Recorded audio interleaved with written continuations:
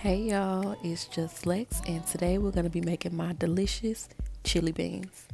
Now, y'all know I'm from North Carolina. Beans go in chili. I'm not from Texas or anywhere like that, so we have always made our chili beans with beans in them, of course. Let's go ahead and get into it.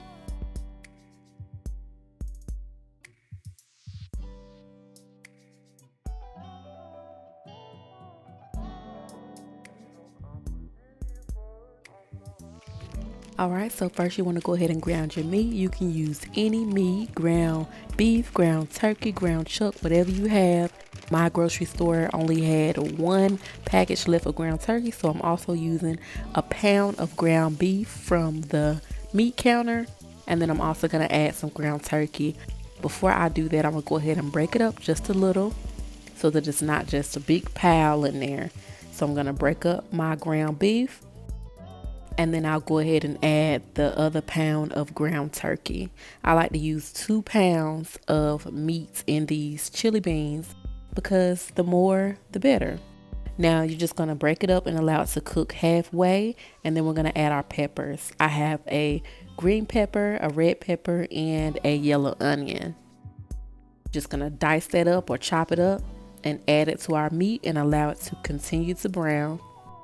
If you want to pack it with more veggies, feel free to double or triple, add as many onions and peppers as you like. I prefer to add more because, over time it's going to break down during the cooking process as well. So just allow that to cook. And something I like to do is to make sure I clean off my spatula every once in a while, get the rest of that raw meat off of there, and continue cooking.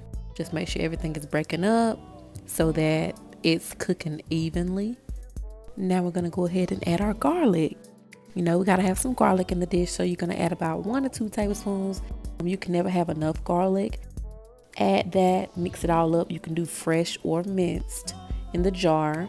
And y'all already know I'm going to do what's quicker because essentially this is a dish that I hope that you will be able to just throw on within 15 to 20 minutes and then just let it cook for the rest of the time being.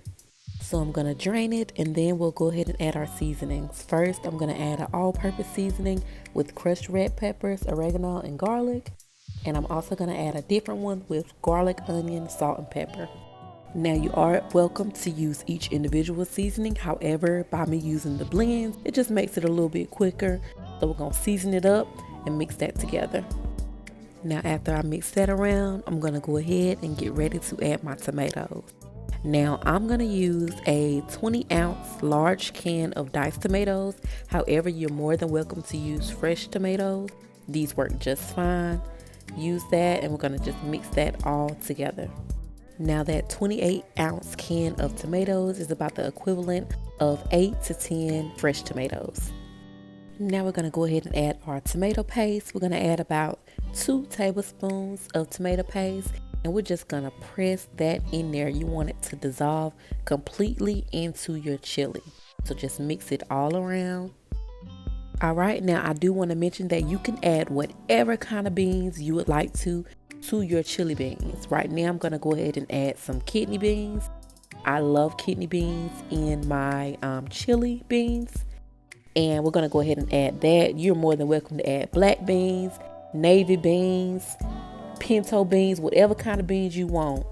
But in this recipe, I'm just adding kidney beans, and I'm also going to add a 28-ounce can of pinto beans in the mild chili sauce. So I'm going to add that can of chili beans and mix that all together. You will not regret it. This recipe is so delicious. It has a little kick, but we're going to fix that a little later, and I'll show you how. Now you want to make sure that you're stirring from the bottom of the pot. You don't want anything to stick. And we'll just go ahead and add about a teaspoon more of each seasoning. All of the measurements for this recipe are on my website. The link is in the description box below. And we got to have that chili powder. So for each pound of meat, you're going to use a little under 2 tablespoons of chili powder. You don't want it to be too much. Add that in there, mix everything well. Now I do want to note that you should have your heat over a medium-low heat during this entire time while you're adding all of your ingredients together. So medium low at about a 3 to 4, no higher than 4. And just make sure to continuously stir the pot. And then we're just going to add a little bit of sugar to balance everything out. I'm using some light brown sugar and just a little bit. Anytime you're making anything acidic like the tomatoes or spicy, you want to go ahead and add that just for balance. Now you're more than welcome to use a broth. However, I am adding water because all of my seasonings will have it well seasoned. So I'm adding about 1.5 cups of water. Add that in there, mix it all together. Don't worry about if it looks a little watery because we're going to allow this to cook for about an hour to an hour and a half. All right, so now we're going to add 2 bay leaves. Cover that lid and let it cook for a little over an hour, and then we're going to continuously stir. Look at how it looks once we are done, y'all. So good. Oh my goodness. It's so flavorful, well seasoned. Everything tastes delightful. I love to eat it with cornbread, or I will scoop out some and place it in the middle of a cornbread bowl. It's also delicious if you top it off with some shredded cheese, sour cream, jalapenos, whatever you desire. Now, if you made it to the end of this video, leave me a comment below, an emoji, something to let me know you watched. I'm trying to get back out there, y'all, and bring you more and more recipes.